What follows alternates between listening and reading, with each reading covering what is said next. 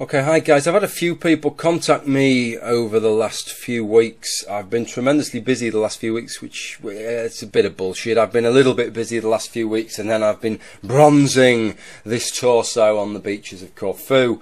But I've not been able to make any videos, and this is the kind of subject, this Michael Shermer rape allegation is the kind of subject that's really very difficult not to make at least one comment on, and there are so many comments this video could probably last a couple of hours and I wouldn't have got all of it off my chest. But a few people have asked me for my thoughts on this. I've made a few tweets, but what can you get across in a tweet? Really very little.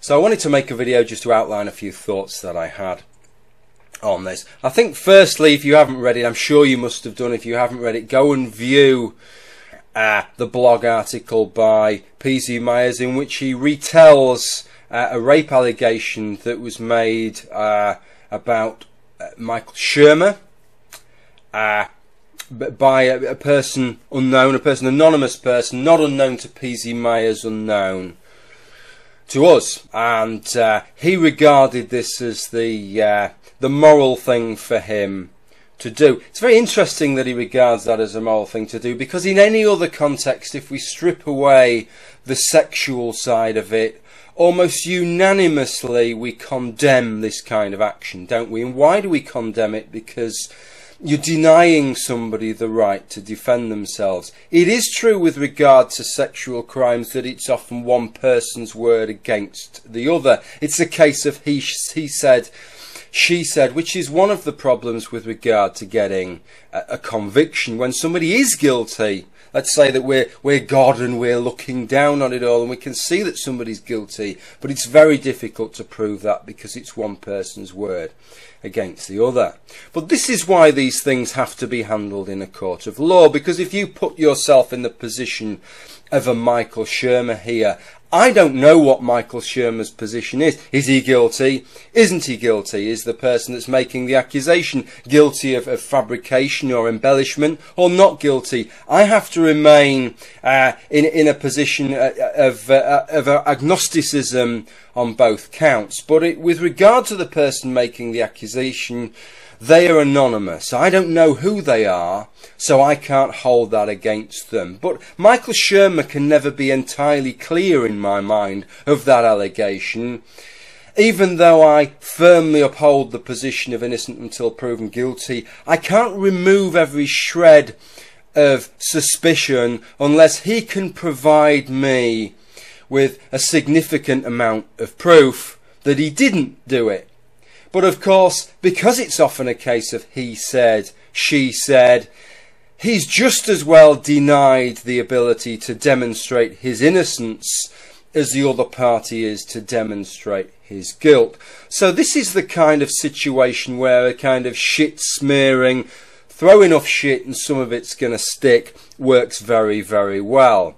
And so if we don't like these kind of tactics, if we regard them as somewhat underhand and manifestly unfair in other contexts, then surely when you have a context such as this, where it's often very difficult to evidence what, given the account, could have been a sexual encounter that was apparently consensual at the time, but one of the parties is then later claiming they were not in a fit state of mind to be able to consent. So the actual material facts of what happened might not be in dispute. It's just the intent of the individuals and their state. On what grounds could a Michael Shermer clear his name? So I think that it's a really shit tactic on behalf of P.Z. Myers, and the kind of thing that I'm sure that he would condemn in many other circumstances. It's a shame and it's terrible that sometimes people are guilty of things, and we really do feel they're guilty of things. That certainly happened in my work environment with regard to a couple of incidents, but because I haven't got sufficient evidence to demonstrate that person's guilt, I can't go around telling everybody this person has done this act. That would be wrong. That wouldn't be the right way to handle it. This hasn't been handled in the right way. When I first saw the allegation, something that I saw that a lot of people seem to overlook was in fact something that may allow Michael Shermer to clear his name, because although on the face of it this looked like a fairly normal rape accusation, on reading it a couple of times, several people said it doesn't quite, the wording of it isn't quite in the usual form. But one thing that I leapt to with regard to that is that, let me read out the important part to you. At a conference, Mr. Shermer coerced me into a position where I could not consent and then had sex with me. Coercion is often a feature of an allegation of sexual assault or rape, but the coercion usually comes at the point of the assault. But that isn't what's being claimed here. What isn't being claimed, it's not that he's coerced this lady into having sex, but that he's coerced this lady into a position where she was unable to consent to sex. Now, the mind immediately races as to what that could entail, and we all have a fair understanding of what coercion could entail. It could entail forcing somebody physically or emotionally, blackmailing somebody into a position, whether it's holding a knife to their throat, threatening them, or threatening to undermine them in some kind of way if they don't do what you say. It's a fairly sinister word. It's the kind of word that most people take quite seriously. So what could this coercion entail? Well, P.Z. Myers cleared it up in the comments section when he said it involved alcohol. So in some way, we are told that Michael Shermer has coerced this woman into consuming a large amounts of alcohol such that she could not consent. She didn't say that she was unconscious or lapsing in and out of consciousness or unable to walk, so we're assuming we're not talking that level of inebriation. We're talking a level of inebriation where perhaps someone would make a decision that they wouldn't make if they were in the usual sober state, so that their judgment balance has been differentiated from that normal position, that they arrive at a different outcome, and that as a result we're saying that they're not able to consent because they're under the influence of that alcohol. I think that's the position that we're at.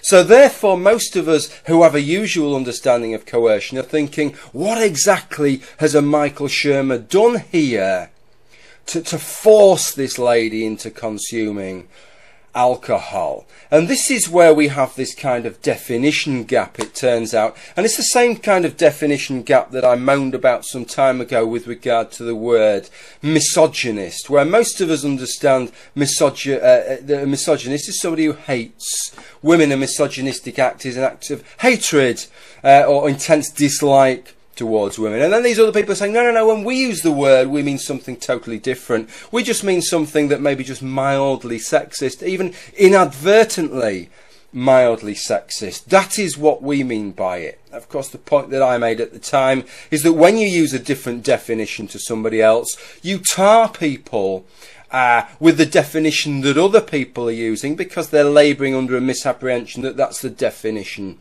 that you were using. And it seems that this is what is happening here. The reason I say that is if we read on further on P.Z. Myers' original piece, he made an addendum to that piece. Another woman had got in contact with him who had come in contact with Michael Shermer. She didn't have a tale of sexual assault to tell, but she did have a tale of drinking with Michael Shermer, and P.Z. Myers sees this as a piece of evidence of the type of tactics that Michael Shermer uses. Let me read you the important point. Michael Shermer was the guest of honour at an atheist event I attended in fall 2006.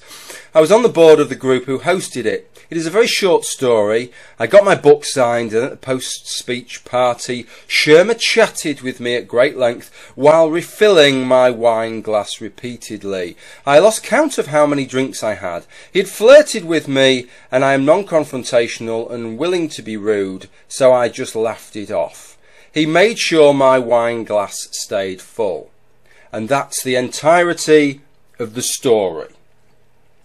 So what is this evidence for? P.Z. Myers thinks that this is so good, that this is evidencing part of this original claim. Well, the only part of this original claim that this could evidence is that this constitutes coercion. that this constitutes coercing somebody into such a position that they are unable to consent to sex, that they are unable to take responsibility for their actions later on at the event. I really think that that's a bit of a problem there. If we're getting down to that level where we constitute that as coercion, apart from the fact my actual friends must be some of the most coercive, despicable bunch of individuals that have ever walked this planet, because on many occasions they will coerce me into drinking more drinks than I would do were I just to make the decision on my own. But I want to play a little thought experiment here. Let's imagine, and this ties in with this issue of responsibility, let's imagine that the day after this woman here who'd had her glass topped up by Michael Shermer, the next day Michael Shermer is drinking in the same bar, but this time he has a drink with his old mucker P.Z. Myers. I'm sure it wouldn't happen now, but maybe at some time in the past he'd be having a drink with P.Z. Myers. And let's imagine that he keeps topping P.Z. Myers' wine glass up. And then at the end of the night, having consumed a fair amount of alcohol, P.Z. Myers walks out the hall, gets into his car and attempts to drive home under the influence of alcohol, knocks somebody down and kills them. Who would we hold responsible for that? Would we be blaming Michael Shermer? Would we regard it as a legitimate defence on P.Z. Myers' part that he was unable, he had no responsibility for his actions because of the drink, and that he couldn't resist drinking because he'd been coerced into it by his friend or acquaintance Michael Shermer? I don't think we would. We would hold P.Z. Myers entirely responsible, as we always hold every individual responsible for drunk driving, however drunk they are. If you're sober enough to stagger into your car and turn the ignition on, then we hold you responsible for that. We assume that you still have enough responsibility within your brain for your actions, maybe not enough responsibility to sign a legal contract, but enough responsibility to know that you really shouldn't be driving your car. Even if Michael Shermer had known from the offset that P.Z. Myers was in his car, and even if he'd encouraged P.Z. Myers to drink in the hope that once P.Z. Myers had had a few drinks he might offer Michael Shermer a lift back, and even when P.Z. Myers had then been drunk, a drunken Michael Shermer had said to him, "You know what, P.Z., how about you drive home and drop me off on the way?" And then the accident occurred. Who would we blame? Would we blame the passenger, Michael Shermer, or would we hold P.Z. Myers to account for that as the driver? No. Just as we would in any other action that you conduct while you're drunk, other than in the sexual sphere, we still hold people responsible for their actions while they are drunk, unless somebody holds them by the neck and forces the drink down their throats, or unless somebody actually binds their hands to the steering wheel while they're in a semi-conscious state and then steers the car via their forearms, we would hold them responsible for the act. So to suggest that if somebody's had a few drinks that they are therefore not able to consent and may arrive at a different decision that they would arrive if they're sober, therefore that constitutes rape, is a bridge too far for me, and I suggest that that's a bridge too far for most people. Let's not confuse this issue. We're not talking about somebody who's stone cold sober plying somebody else with drinks until they're in a drunken stupor and barely know which way's up and which way's down. We're talking about situations where two people are drinking, where two people perhaps drink more than they ought to drink, and both can end up, as must happen 100,000 times across the United Kingdom on every Saturday night, where both parties end up indulging in sexual intercourse, either in a circumstance or with a person that they would not do were they in a sober state. How can we class that as rape? Now, I don't know that that is what has taken place here, but on the basis of what is written, on the basis of the little bit of corroboration that P.Z. Myers puts on at the end, at the basis of the fact that there's no talk of the woman involved being in some kind of drunken stupor where she was unable to know even what her name is, I can only assume that she was quite drunk, and that probably Michael Shermer was quite drunk, and that the basis of the allegation, it would seem, is that Michael Shermer had been the one who was promoting the drinking, and that as a result that she ended up having sex either in a situation or with an individual which she would not have done had she not been drinking. Now, I don't know that that's not the case, but given the kind of shit that I've seen come from the likes of P.Z. Myers and some of his other cohorts over at Free Thought Blogs, I wouldn't rule that out. And the reason I wouldn't rule that out is because I know what a broad range of definition they have on some of these behaviours. So to sum up then, and I may be wide of the track on all of this, but if I am, I can only go on what P.Z. Myers has actually put down. I can't go on any more than that. What we're talking about here is an accusation of rape, a rape that's took place due to an absence of ability to consent, and an absence of ability to consent due to inebriation, and the inebriation resulting as an act of coercion. So good so far. And yet we're then told that as far as P.Z. Myers is concerned, simply applying a modicum of social pressure on somebody to keep sipping at their wine glass is sufficient to constitute the kind of coercion that further down the line could lead to what would we normally regard as, after murder, one of the most serious crimes that any human being can perpetrate on another human being. Because as it stands, the kind of idea, the kind of thinking that says, well, yes, I'd had a load to drink there, and had I not had that to drink, there's no way that I would have had sex with that person, therefore I wasn't in the position to consent. There is no other field of operation that you could indulge in whilst under the influence of alcohol where that kind of reasoning would be allowed to go unchallenged. In every other field, we are still held responsible, unless our drink has been spiked, or unless, like some kind of pâté de foie gras goose, we've actually had a steel rod rammed down our throat and the alcohol poured down our throat. We are held responsible, at least to some extent, for our actions while we have had a drink. Indeed, the people that are accused of rape in these circumstances almost inevitably have been drinking heavily themselves, and they're still held responsible for their actions. And so it's sometimes slightly unclear if in the morning both parties feel the same way, and both parties feel, well, I wouldn't have done that if I hadn't had a drink.